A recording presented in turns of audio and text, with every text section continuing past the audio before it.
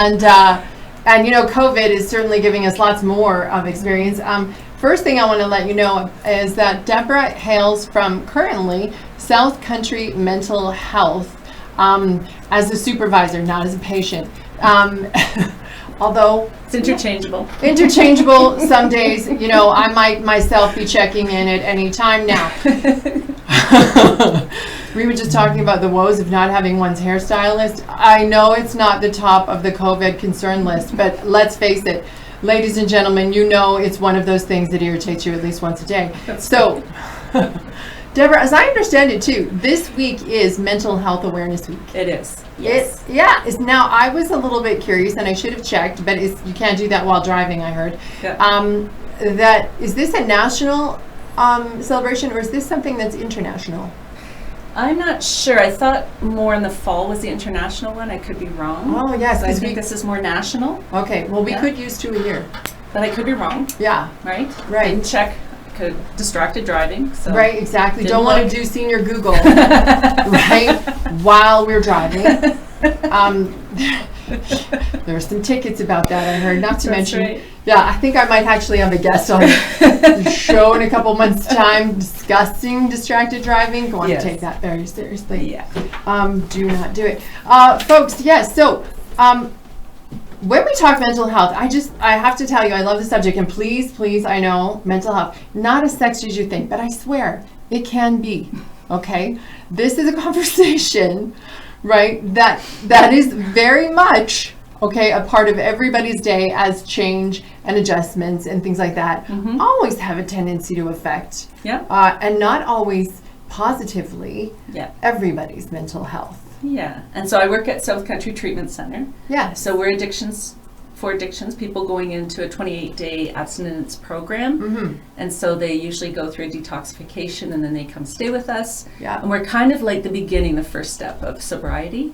Yes. Whether it's through, you know, alcohol, drugs, and we also deal with gambling issues. They're often correlated. Yes. Yeah. And so, there's always this mental health piece as far as not just the addiction component, but also along with the anxiety, depression, you know, lack of impulse control. You also have people suffering with social anxiety. Yes. Lots of interpersonal communication skills that need to be developed, and really just getting people to step outside of themselves, because addiction is very lonely. It really brings people inward. Oh, yes. Yeah. And I would think at this time with COVID, that sense of loneliness is just exacerbated by physical distancing. Yeah. Right? Yeah. And I understand too that when I was looking online yesterday, just looking at Canada and stats, that it looks like there's an increase in alcohol. So expecting more people to be struggling with the loneliness, the isolation, and the lack of contact. Yeah. Yeah. Yeah, so, and finding coping mechanisms that are not necessarily toward there. That's right. So healthier coping mechanisms as opposed to, you know, the unhealthy, more dysfunctional. Right. Yeah. Yeah. So I love that Deborah is here tonight, because not only, you know, is she the supervisor of South Country at a really great time at this Mental Health Awareness Week, but I like inviting people into the show who actually have some personal experience with overcoming, you know, struggle and resilience, and of course, you know, as many of my viewers know, finding that authentic self and living from that place. And so, Deborah, I know that this is a very personal subject for you. It is. It's really deep for me. I suffered with addictions for years. Yes. And still do. I think it's a kind of, I say this to people, it's an addictive personality. Yeah. And it's how we choose to channel that. Right. And so for a lot of us, it's coping to numb something or to block something that we're feeling or trying to deal with something in our lives. And so I did that for a long time. I started very young. I was a young girl when I started. And that's not uncommon, is it? No.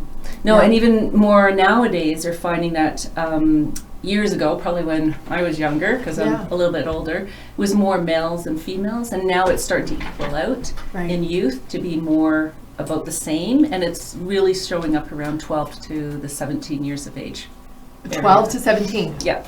And of course, like you say, when you're talking about addictive personality, I have heard people say, I'm not an addict, I have an addictive personality. Is there a difference? So it's interesting you bring this up because this was a conversation I had with clients today, and as we were lucky working, universe. Yeah, because we go into this idea of, hi, you introduce yourself, I'm an addict, and I kind of what we worked on today was identity, and how we relate to ourselves and how we communicate and relate to others, and the labels and the masks that we wear. And there's layers.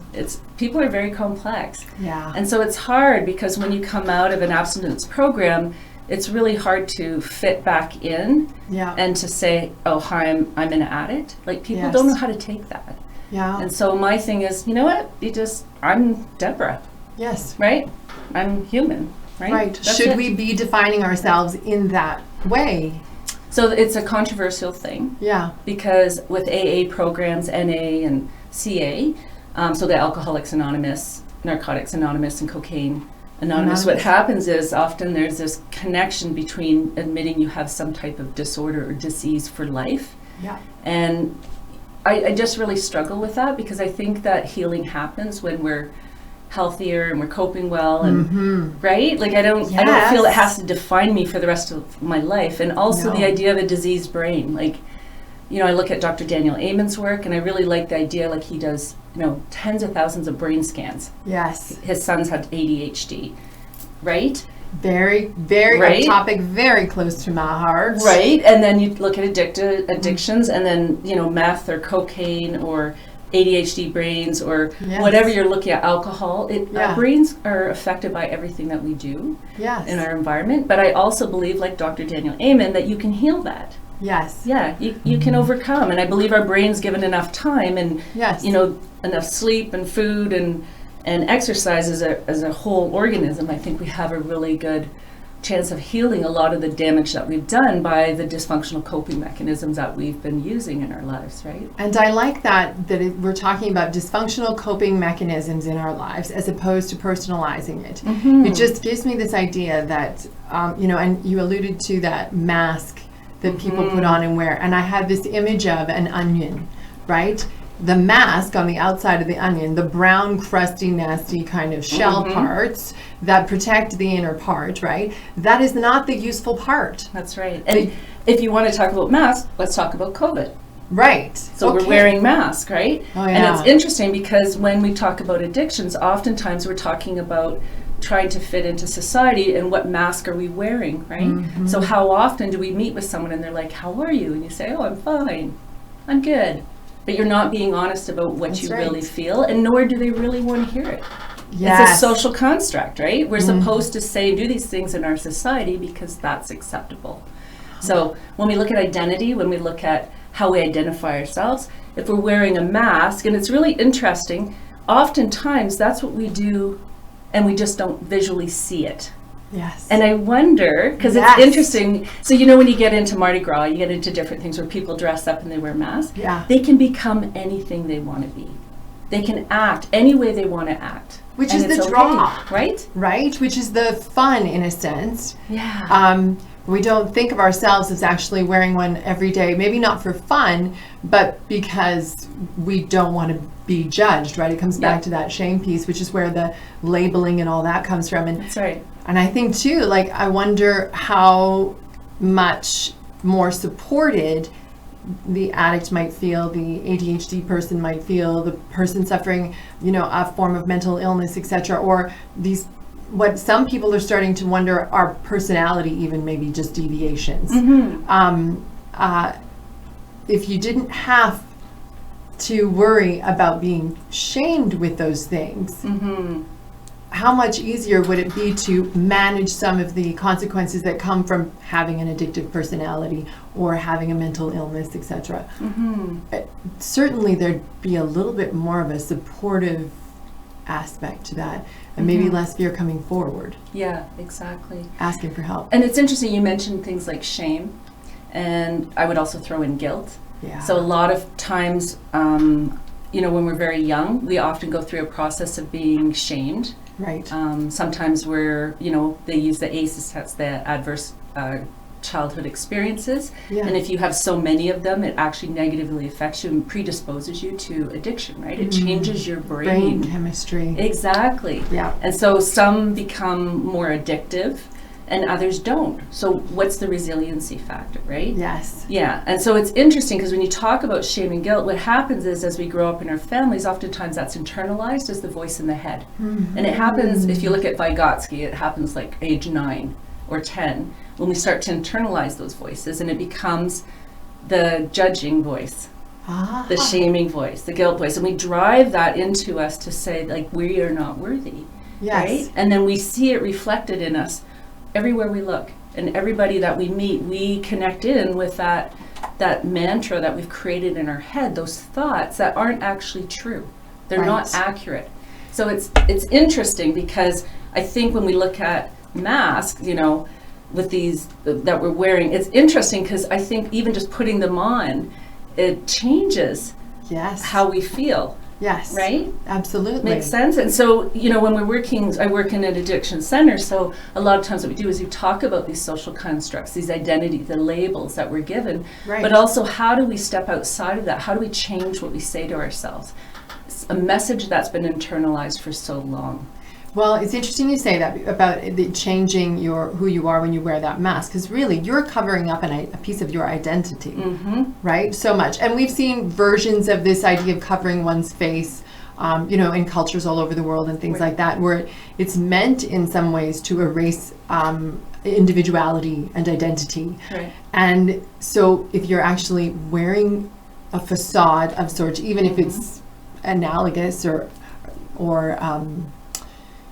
a metaphor, you're still not being incredibly authentic, and that inauthenticity cannot possibly feel good. Right. It doesn't feel good. Anybody who can say that they've walked into a room and felt, you know, and nervous and not put on that face is an incredibly brave individual, but everybody knows what it's like to be on the, you know, to put up that mask. Right. And it's interesting because when we do go into a group, a lot of the people that I work with have really high social anxiety. But if you were to walk into a room with a mask on, that anxiety would go down because people can't actually see what's really going on physically, right? And that kind of gives a bit of comfort to even mask what's going on emotionally and behind that, because oftentimes mental health and addictions, people are not self-regulating. They're not able to connect in with how they really truly emotionally feel. A lot of times we grow up in families where you're forbidden to talk about your feelings. And so how do you do that as you grow up and interact with people in the world? You don't have those skills because it's not, it's taboo, right? It's not okay to say, I'm having a rough day and I really need a hug. Or I just need to connect with somebody, right? So is the first step then maybe to recovery is that ability to drop the facade, drop the mask? That's one of the things that we start challenging in recovery. Is kind of like, what is it like to make eye contact with somebody and take them in? Right? So you and I can sit here and have this conversation. We've done a lot of our own personal work. You know, like we're okay to have this conversation. But a lot of the times I find when people are struggling and they're coming out of their like hardcore addiction, what happens is they often aren't even able to make eye contact, and there's a lot, it's activating the nervous system, they get overwhelmed, and it activates a different part of the brain, and it causes this kind of disconnect. And so that's where the addiction comes in, is to actually, you know, it actually masks that feeling of discomfort of someone being revealed, like revealing their true inner self, right?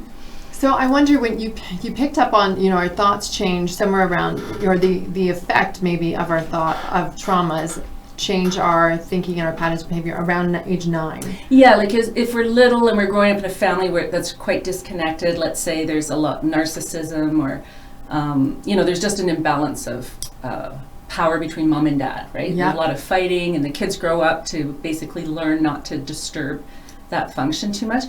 What happens is children kind of take in what's being said to them, what they hear, what they see, the environment. They get this messaging from all around them, their peers. And what happens is the messages that we are, you know, hearing, we start to internalize, is that must be me, like that must be a reflection of me.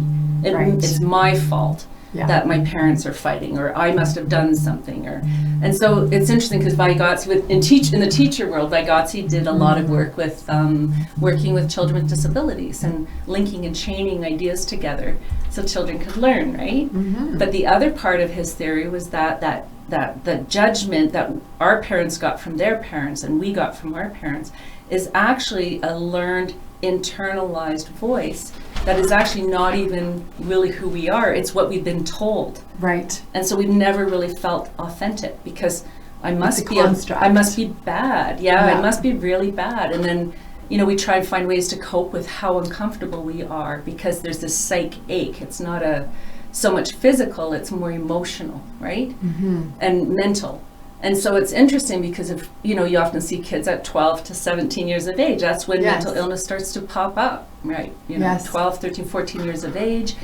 More serious mental health issues as they age, because really you can't diagnose till they're 18. Yeah. Because you don't want to label. They usually have other labels that they'll call children, right? And youth.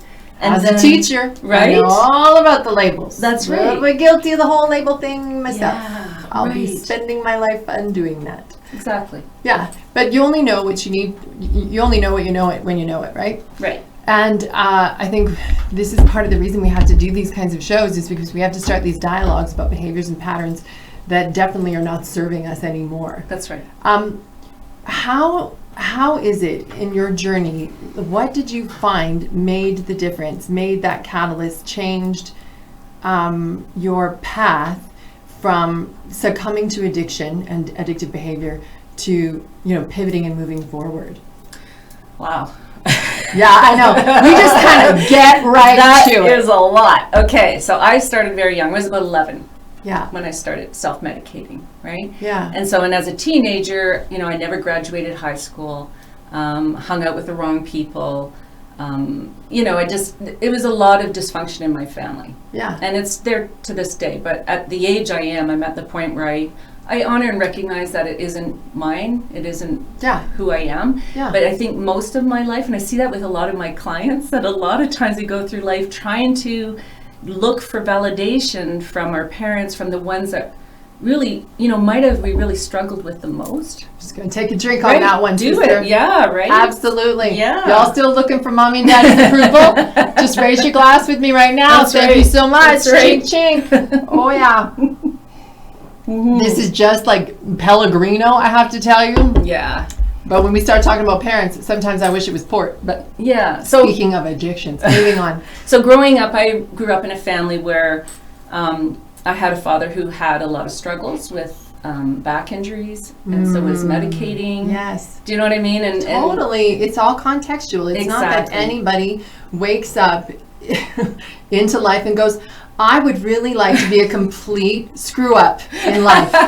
This Please. is the path I'm on. Yes, universe. Right. Yeah. Just give me this is everything. what I'd like to do. Yeah. How about you? That does not happen. Right. Everything is, like you say, a matter of how we construct the inside. That's right. Mm-hmm. So, needless to say, children very young, and married young, and then realized that nothing was working in my world. So back to school, and did a lot of education. So I ended up doing child and youth work. I was a healthcare aide. So I worked with Toronto street kids in a farm setting. I worked with kids in a residential setting. Yeah. And that helped me to raise my kids and start to challenge some of those things I would never have challenged that my parents did with me. Sure. And I started realizing, it's not okay to do this to your kids. Right? And so it really helped me grow as a person. And then I ended up going on to law and security, and then I was actually accepted into the police force. Mm-hmm. And so I went into, initially I was accepted in the municipal police force, but then I went into the federal police force.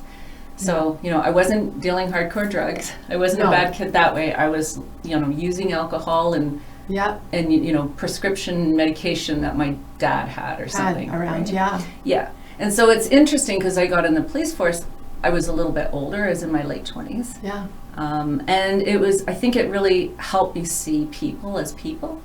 So even though in my life it came up, my own struggles came up, I was a mom, I was a single mom, and I was doing policing, and I was, I had a good job, and I was doing what I loved. And it's interesting because my addiction transformed into workaholism.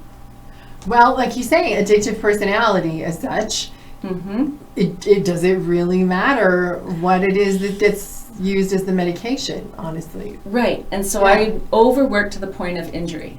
And, I ended up injured on the job, right? Dismantling a large grow op. Yes. Doing bike and boat patrol, and my bike got a flat tire, and I ended up going down the hill on basically the side of my body and my head. Took the and brunt. So I ended up, as a result of injuries and even arresting people, I had broken bones from that too. So I ended up having a disc removed out of my low back, and I ended up having my neck fused. So that was my but it was interesting. And she's still hot. But you know what? It was interesting to me because my dad had a lot of back surgeries. Oh my goodness. This must have plummeted you into a level of compassion, right? Like just to be able to... But also confusion, right? Because you're trying to connect and then it's like, well, that's what that was what I went through. Right? Yes. Because there's the narcissism. So it was interesting. So I ended up going through a lot of trauma as a result of my employment, right? Yeah. Physical trauma for sure. Yeah. I don't think police, I have a family member who's RCMP, and there's a marked change in this individual and his attitude toward life. Yeah. Speak to me a little bit about the mental challenges of that kind of work. Yeah, it's interesting. So I was in the police force in the 90s, and 3 years into service, I was working with a woman where I was stationed for about a year off and on, and she'd worked with other members, but a woman who'd been in a very abusive relationship and was moving back home. And I say that because what happened was, mentally, that was the point where it was the hardest for me in my career. So she came back to live with her family, and on the wedding day of her sister, her ex came and killed like 9 people. And this was in Calgary? No, this was in Vernon. Oh, Vernon. This was the Gackle murder. Oh, okay, because I remember this cropping up. It was like horrifying. Yeah, and I was working that day and looking for the guy who killed everybody. And my partners were at the scene, and the guy ended up, killing himself. And as a result, I had to, and it was the weirdest, surreal thing. And this is the interesting thing about PTSD and trauma, and police work. There was this fear because I had to go look for him, and I knew he was homicidal. Yeah. Probably suicidal. So you are absolutely putting yourself into harm's way. Yes, and realizing I was a single mom with 2 kids at home. Oh. And I wasn't really sure what that was going to look like. And I didn't realize it was the woman I'd been working with. Oh. And so I went back to the scene because we couldn't find the guy. And I ended up, helping. Well, I ended up, it's a term we use, bagging her, which means breathing for her in the ambulance. And then I realized, I didn't even realize it was her then. Right. And then they brought the uncle in, and then they brought someone else in, and I got a dying declaration from the uncle, and this is the person who shot us. Yeah, and meanwhile the woman that's there is dying. Yeah. And by the time we got to the hospital, it didn't click in until my staff sergeant came to me and said, by the way, this is the person you've been working with for the year. And I was just honestly, it was just the weirdest, surreal snap of reality, how you just stand there and something just kind of cracks. And it was the weirdest thing because I didn't recognize her. Yes. Because of the trauma, because of everything that was going on and the heightened, response that we were all trying to keep people alive. That's there was the thing. A lot of people that were shot. There was a little girl that was shot through the femurs. So we had all this stuff and we weren't equipped to deal with it. And then I find out it was actually the woman I've been working with who was supposed to come in and give me a statement about her ex. And then I never saw the file. Yes. Because we had a new person in the office who put it on a concluded file. And by the time I saw it, it was the day she was murdered. And so it was interesting because then there was a coroner's inquest. And I wasn't allowed to talk about it to anybody. And the media said it was my fault because I was, a young constable. I didn't know what I was doing. Right, because somebody needs to be a scapegoat. Right away. And even my colleagues were kind of like, like she kind of messed up. But it's not what happened at all. Yeah. But nothing came out for 6 months. And you weren't allowed to defend yourself because you weren't allowed to talk about the topic. So compound with the trauma of what's going on, realizing that you were in trauma because you didn't recognize that you had had a former relationship with the victim professionally. And then to be victimized in a sense again because your name, your reputation, your identity is being slung through the mud, and now you can't even defend it. That's right.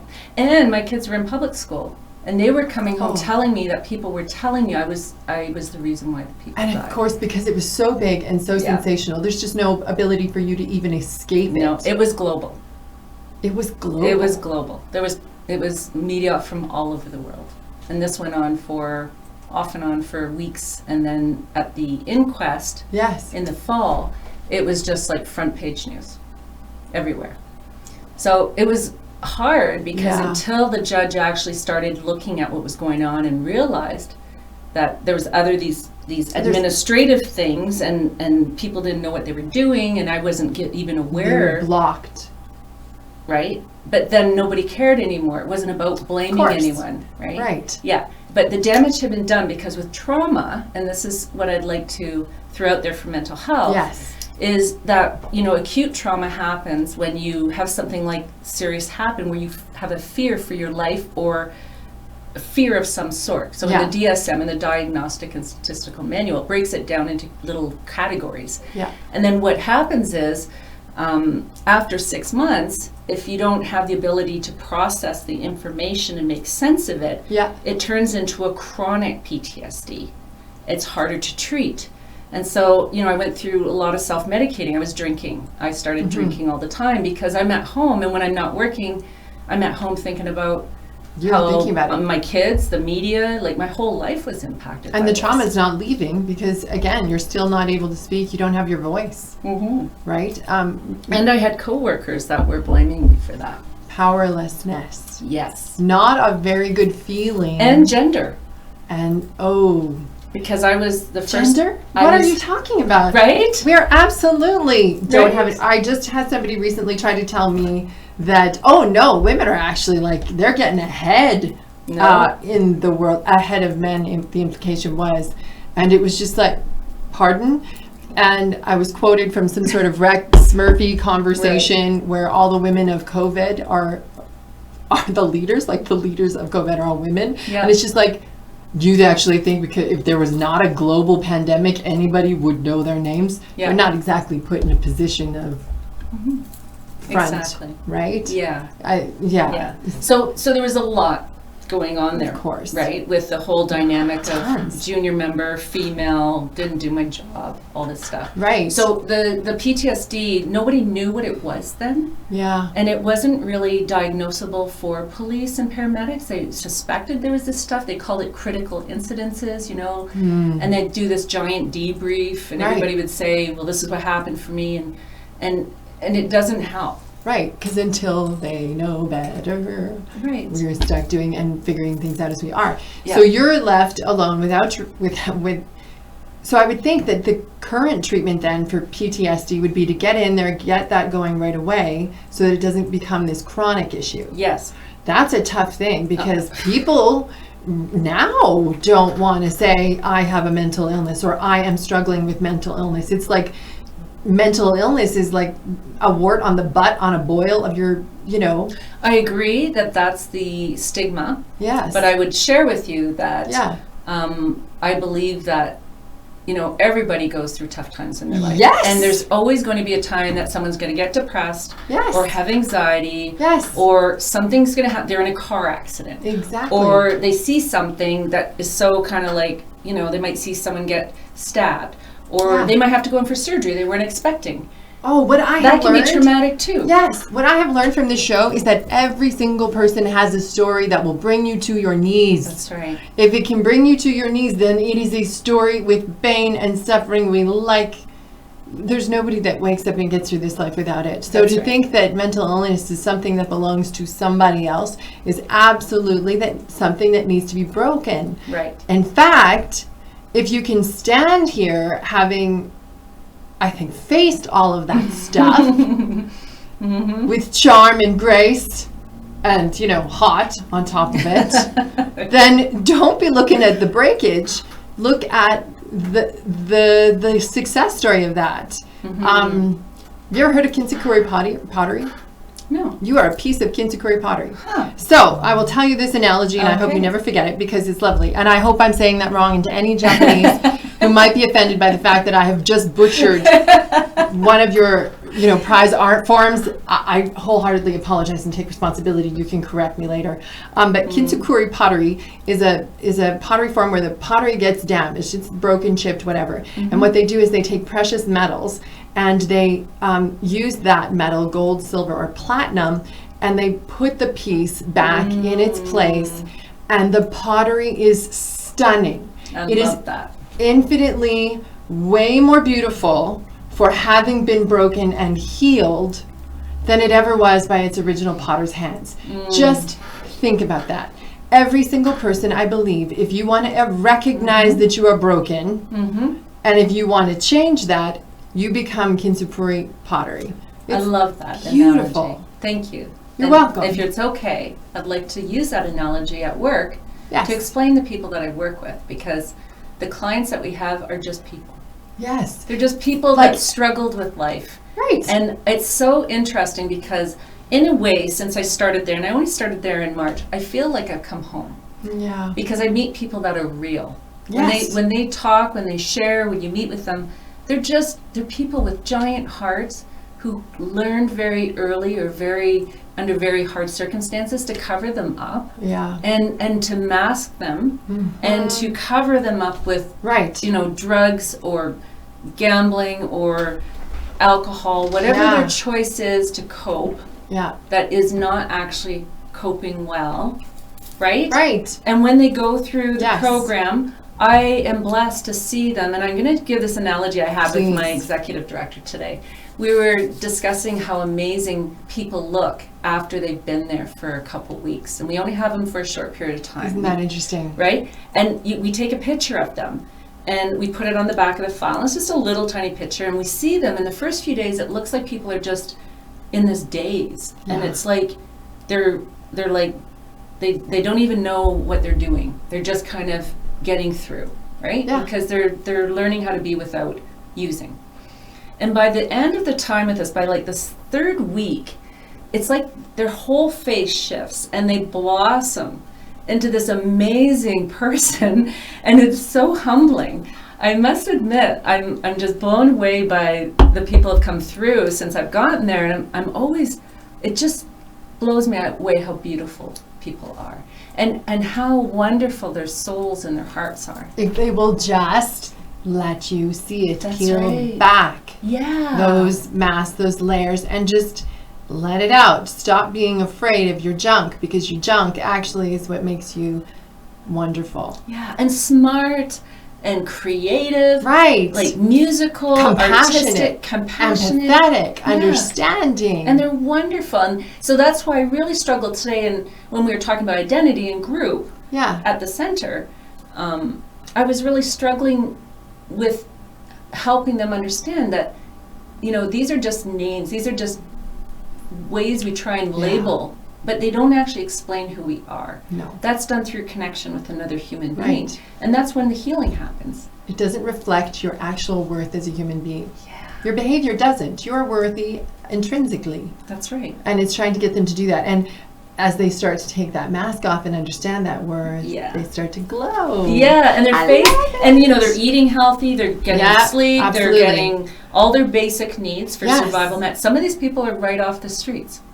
They've been homeless for a year or two. Yeah. And it's amazing because they blossom into this, and I keep seeing a flower, you know, like kind of a Yeah. beautiful flower unfolding, and their face gets bright, and their eyes get clear, and they get smile, and they're, Mhm. you know, and we've really, like, since I've started working there, we brought in a trauma-informed care, Yeah. and we've actually looked at the I would say the intricacies of addiction is usually just managing symptoms of trauma. Yes. Right? Right. You have to get to the core root and the causes, right? Yeah. And it's not a person's behavior as such. You have to go beyond that to what's beneath it. But so many people just see the behavior and not the person, and the just broken tiny chip of pottery that. That's right. needs And to it's be your put back and together. that's who you are, is that broken chip. Yes. But I love the analogy of bringing that back into that Japanese pottery with the metal, because these people are amazing and Yes. gifted, and when they're able to connect in, it doesn't mean they're not going to relapse. It doesn't mean we may not have them come back in, Right. but they have moments of hope where they can see them the way I see them. Yeah. And I always say, do you know how amazing your smile is? And do you realize you have a big heart? Pick those little pieces out of them that they know intrinsically. They know. Or they don't know. Or they don't know. Or somebody's not said it. Maybe they thought it, but nobody said it to validate it, That's right? right. You're just validating who they are. Yeah. If you're just tuning in, welcome to Get Naked with Dawn. I am here with Deborah Gaisley. We are having a fabulous conversation about how to take and how to know the best parts of yourself, even in times of struggle, and move beyond that. This is Mental Health Awareness Week.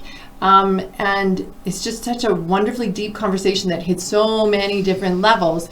And I hope, actually, if anything, people can walk away from the show looking a little bit farther and deeper to realize that person that's struggling with homelessness, that person that's struggling with addiction, that person that's struggling with some form of mental illness, and persons that are just struggling, being joyful and happy that there are reasons, and that you need to look past the and the behavior, isn't who they are. Exactly. And a lot of people are just trying to survive. When you're in survival mode, you're not thriving. Right. You're in fight, flight, freeze. Yes. Or you're in a state of constant hypervigilance. And so it's interesting, because when someone comes in who's been on the street for a year, they're always constantly tight, looking around, like they're waiting.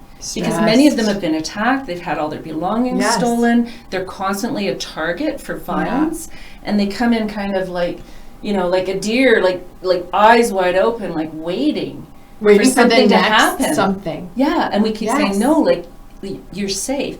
So the trauma-informed care that we bring in, the model, is all about safety.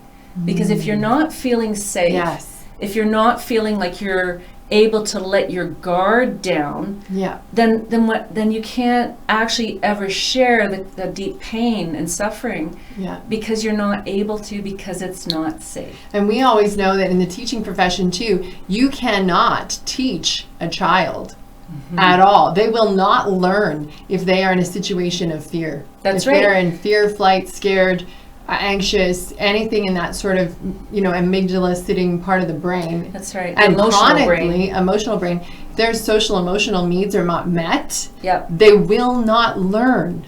That's right. So how do you learn new behaviors and attack, more complex problems? Yes, if you can at least get them to feel safe.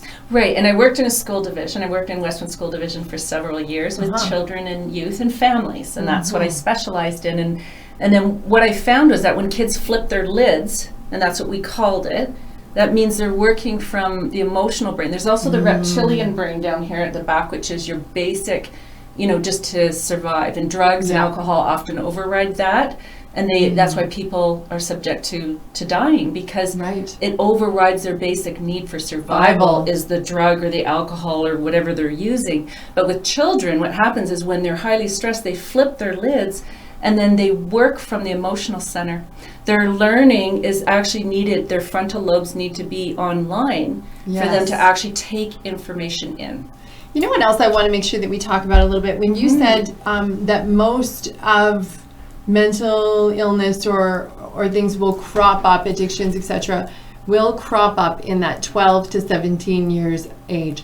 That is the age that I have heard so many people go, oh my goodness, you are getting into the tough years. You're getting into the adolescence. You're getting into the teen years. Look out. And I have to tell you, anytime anybody looks at me, I actually had somebody who was actually a psychologist look at me and go, oh my gosh, my teenage daughter, you know my pain. You have girls. And I'm just like, nope. Yeah. I don't know Sorry. what you're talking about. I don't know what you're talking about because they have not given me a stitch of trouble. Yeah. They just haven't, right? Yeah. And I would love to dispel the myth that because a person is a teenager or an adolescent that they are naturally psychotic in some way. That is not. Yeah.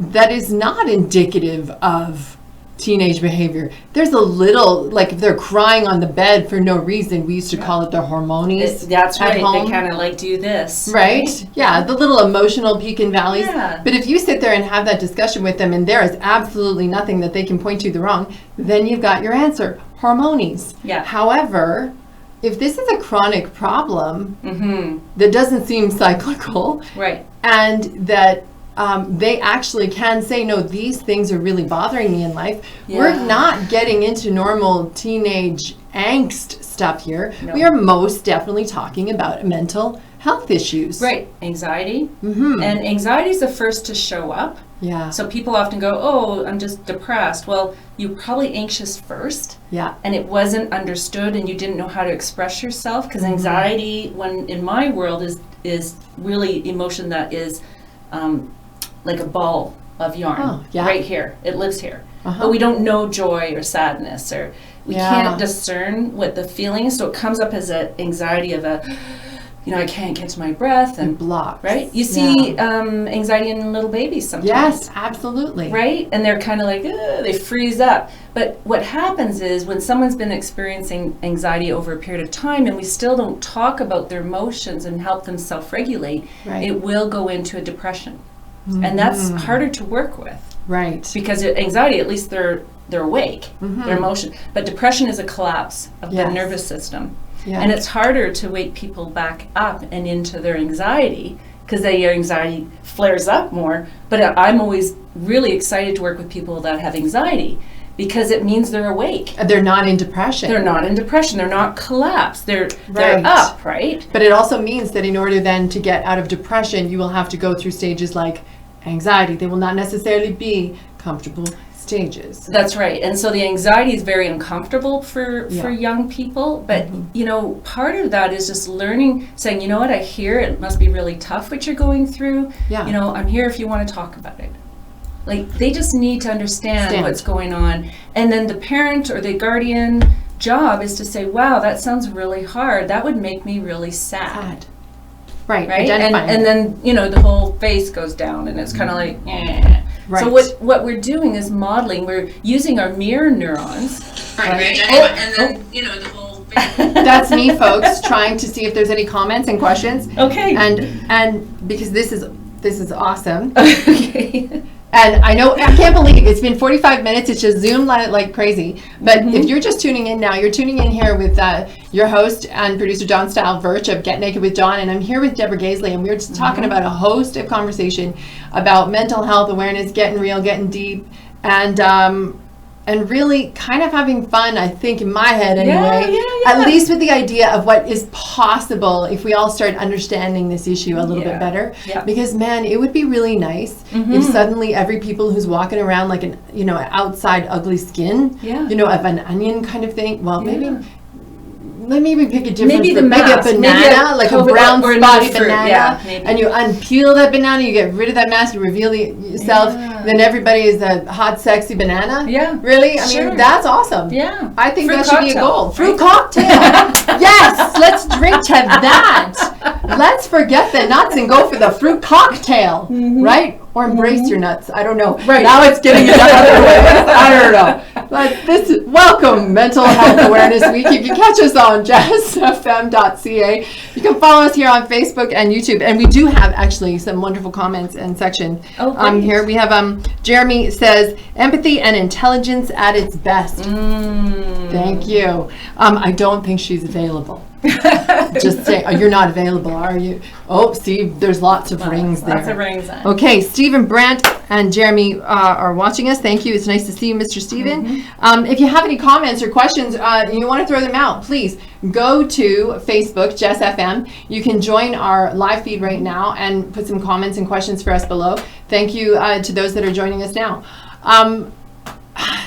Wow, this has been a journey. So you came out of, how did you come out of the post-traumatic traumatic stress disorder of that trauma and everything that followed afterward from, that horrific. There was more stuff. I won't get into it here. Yeah. And then what happens is with PTSD, it morphs over time. Okay. So I wasn't diagnosed till about 8 years after I was going through that. Yeah. And I think at that point you think you're going crazy. And so addiction is you mask the symptoms of trauma with something else. Because trauma has a whole life of its own in post-traumatic stress disorder. And so what happens is, if you go undiagnosed, it kind of keeps morphing. It's like an animal, like a wild animal. And you have to figure out what it is that you need to understand from it and try and get that manageable. So PTSD is an anxiety disorder. Right. Right? That's what it is. So you're going to have high anxiety and then depression if you don't get treatment. So, and I imagine if you're into that and you're not recognizing you're into that, then you're just very highly reactive to everything. And you're working from a hyper-aroused or hyper-vigilant nervous system. So, funny story, my kids, like they're in their 30s now, but my kids, when I was going through this and I was leaving the force, they thought it was pretty funny to hide around the corner if I didn't know they were there. And jump out, and I would just scream. Like if I was a cat, my claws would have come out, I would have been hanging from the ceiling because I was just like, right? Because I'm already on edge. They thought that was funny. Oh no. I would be wound for the rest of the day, but they would do that because it was fun. But it was actually very triggering and activating for me because I wasn't able to calm my nervous system down very well. And so I had to learn to self-regulate. And I had to start to work on my emotional IQ. So you know how you talk about emotional intelligence IQ? I had to work on the whole lexicon of words and feelings and things to start to be able to say, like, don't do that. That scared me because I didn't have words. Yes. When you're that much into PTSD, you lose the ability to express what you're going through, what you're feeling, and how to explain it. Yeah. So I ended up getting different shapes of faces, those little charts you get. Yep. Put it in my fridge, and sometimes I would just walk over and be like, right? Like, get a magnet and just that's what I'm feeling. Yeah, that's it right there. Yeah. You have to kind of back up almost to a beginning stage awareness of building emotional intelligence. Yeah, again. and PTSD and trauma, they actually rewires your brain. Because, your brain it's what they talk about nowadays is neuroplasticity. Yes. And so when we talked earlier about Dr. Daniel Amen, you can heal your brain from, a lot of severe trauma, but it rewires to cope, right? Yes. And so sometimes it rewires dysfunctionally because it doesn't know what else to do. This is what we do now. And so I had to undo a lot of that damage and relearn. In that 8-year period that you were left on your own to flounder. This means, people, if you know you have an issue, could you just do yourself, your family, and the rest of the world a little bit of favor and just ask for a little help? It's just your brain's neuroplasticity really needing a little bit of work. That's right. Or maybe not, because maybe if you get to it fast enough, you can build the right connections. Right, and it's not just brain, it's physiological. It actually activates the kidneys, the adrenals, and it tightens your psoas muscle, which is why so many people under stress get low back pain, right? Because your psoas muscle connects to your lesser trochanter, which is the little knob on the inside of your femur, and it comes up through your hip and it attaches onto the bottom of your kidney, and when you're hyper-aroused, like you're like... Yes, you're tense, and then it releases cortisol, and the brain releases cortisol. So people with trauma, with PTSD, have a very highly vigilant body that's constantly using cortisol. For women, that's not a good thing because it recruits progesterone and takes it and turns it into cortisol. So you don't get it for your lady parts. That's why women are more likely to get cancers or other illnesses, is because their body has now mapped itself to be cortisol driven. So this is interesting because oftentimes we do hear how much that stress is absolutely the factor in disease, right? And we hear how much the brain, and the body are connected. I hope you listened. I hope y'all heard this because that was like one of the more clear examples of your mental health affecting your physical health. Yes. And it becomes embodied. Yes. Right? It's not even conscious. We just do what we do because we're now wired for it. Well, and see, now I wonder too, you can be wired for automatic responses and reactivity in your brain. Yeah. Your body, I'm sure it has neurons. It And nerve does. endings and all of those things. You have to wonder then how often the body can learn that same unhealthy behavior. So I'll promoting give you an more example disease. if you have time. Yeah. So when I was doing police training, Yeah. they teach you to double tap, shoot twice, Yeah. and then to break the tunnel vision of that hyper-aroused system, Yeah. you look right, you look left. So it's a physical break, Oh. and it breaks the tunnel vision Right. of shooting. Right. So when you go into that state, Yeah. it always causes you, it always okay. causes you to break your nervous system response. So when it you say trains double you. tap, what is double tap? Like double tap your foot, your toe? Double tap means shoot twice. So if you're Oh. shooting at a target, that's why police, when they go to a scene, Yeah. through their training, at least back then, I can only Yeah. speak from my experience, you shoot twice because you always shoot to hit the mark to make sure, because when you're that driven by adrenaline, Yeah. you have to shoot twice because it'll ensure you'll survive. Nice. Does that make Yeah, sense? yeah. But then yeah. you have to look right, look left, because you physically have to break the physiological mapping and your brain from that hyper-aroused focusing, the Yes. tunnel vision that we get when we're super wound up. Yeah. So you look, you break it physically, and then you look back again, and then you react. What do you think is the number one obstacle to people? I mean, you've dealt with this personally and professionally. What is the number one obstacle for people who are blocked by getting help for their mental health issues? I think that we talk about stigma of mental health, and I have to share that for me, I didn't even understand what mental health was. Okay, so lack of education. I just didn't know. Yeah. I didn't realize then Yes. that anxiety was Yeah. actually a mental health thing that could be treated Yes. with 'cause counseling, 'cause- with understanding, with teaching, with learning. yes. Didn't know that. Because we oftentimes I think traditionally of mental health as being something that's physical or out of control, et cetera, et cetera. But there's a lot of, broken pottery walking around out there with some masking tape or some fancy duct tape. Well, and But internally, if you look at the anxiety, it's actually an embodied response. yeah, It's not just brain. it's not just brain. It's sitting, well, and even when you do with children, right, Yeah. who are far more expressive, I think, about aches and pains and things, right, constantly Yeah. wanting to bend. But when they get anxious, upset, tired, it's physiological. It's my tummy. That's right. Hurts. My tummy Children doesn't feel well. internalize in the Head. body. Yes. Yeah, usually tummy aches or Uh-huh. other sensations. Busy hands. Kids, when they get stressed, they'll take something, and so when I work with children, I usually give Yeah. them something to squish, and so they can focus. Yes, And I used that's to give them especially elastics. Especially with ADHD. Yeah. Oh, yeah. Right? That my tool is elastic. Yeah. Right. Yeah. You can see me playing with the little Yeah. hair. So if they have some, Yeah. and I do that with my clients Yeah. at the center. I say, here's what you can do for your kids. Here's what you can do for yourself. And I Yeah. put out a box of things, and I'm like, feel the different textures. Yeah. Because you're actually tuning them into sensation.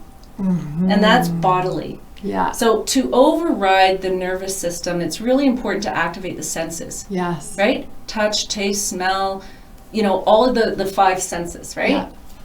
So it's important that you smell something. So, take your drink, for instance. And Yeah. that Just goes have into mental the health olfactory moments. bulb, and it goes straight into the brain. It can be very calming, Oh, yes. right? Indeed it can. Yeah. Have somebody, or what I do sometimes is do an anxiety workbox, and like a little toolbox, and I'll give it to kids, and they'll have like pop rocks in it. Oh. Because they pop in your mouth. They I love- also cause a reaction, and it's a distraction technique. Yeah. It's a cognitive distraction technique, but then they're not as anxious because they got taste, they got smell, they got sensation, Sensations. right? Touch, Yeah. it's the sound, because you want to. So when you start to activate all those things, it calms the nervous system down. I have to wonder too, because having experienced trauma myself, Mm-hmm. one of the first things I noticed that goes away in a sense is your senses. in a Yes. trauma moment, right? So in a trauma moment, your body is protecting itself by just not taking in any more stimulus in that moment. Right.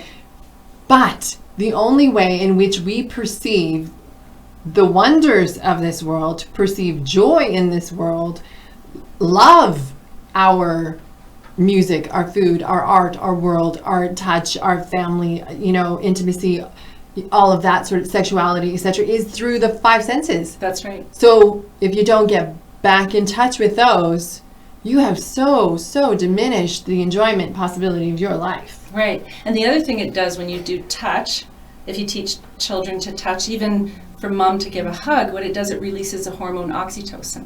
Oh, yes. And so that's the cuddle hormone, but it's also a soothing hormone. It's also really good for calming the nervous system. Often when we're hyper aroused and stressed, we don't do that anymore. Our oxytocin levels don't get triggered because it's being overridden by the cortisol and all the other things.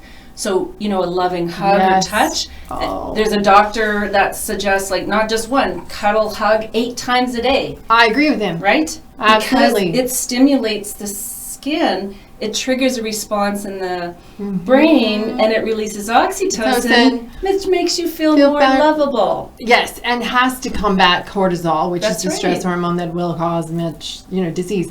This brings me then to the current situation, of course, of COVID, where physical distancing is preventing us from getting that very real. I have wondered, especially because until recently was single, and in COVID terms, that would have meant that I would have no affection if I was single and alone, no children, etc., etc. And I'm thinking of people who are now dealing with all of these other stressors in life, who maybe have lost a loved one. Yep. All of these grief trigger moments. People who've had children, babies, even with the struggle of not being able to have family, etc., nearby. Yeah.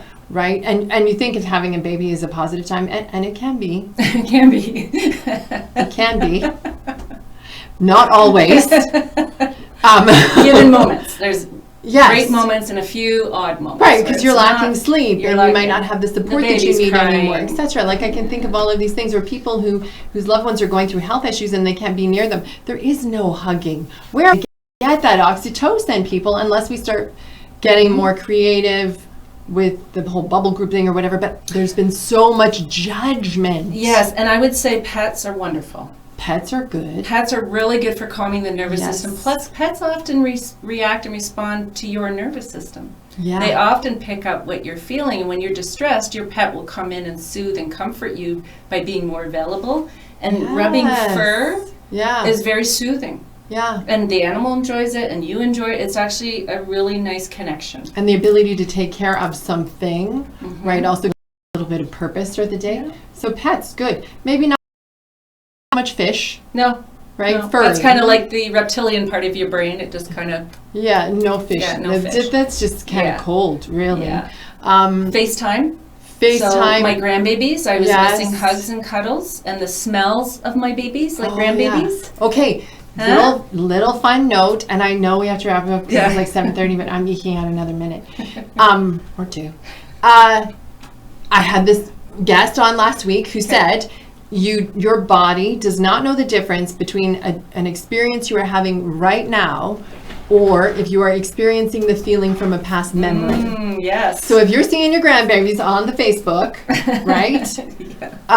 Or your loved one, whatever, somebody new even, who knows, and you can remember a past memory of that, then your body actually won't know the difference. You might just get the oxytocin anyway. That's right. That being said, I really think we should talk bubble groups.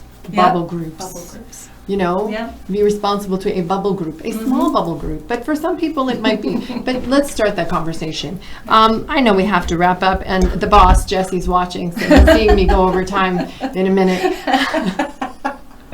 So I just want to say thank you so much. If you do want a little bit more information on that Kintsukuroi pottery, there is an article on www.beautygoodnesstruth.com written by myself. It's called Captivating Damage. We have been here tonight with Deborah Gaisley, fantastic, lazy, amazing woman, and I know she's going to do amazing things at South Country Treatment Center for our fellow, works in progress. Right.